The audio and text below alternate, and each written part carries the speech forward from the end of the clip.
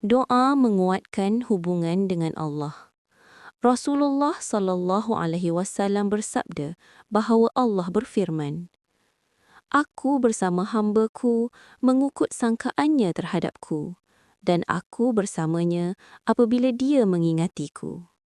Rasulullah sallallahu alaihi wasallam bersabda, "Sesungguhnya Allah tidak melihat kepada rupa paras dan harta kamu, tetapi Dia melihat kepada hati dan amalan kamu." Riwayat Sahih Muslim dan Sahih Bukhari. Doa. Allahumma aslih li qalbi wa nawwir sadri waj'alni minadh dhakirina laka kathira warzuqni qurbaka wa mahabbatak waj'al qalbi mutma'innan bidhikrik warhamni birahmatika ya arhamar rahimin. Amin ya rabbal alamin.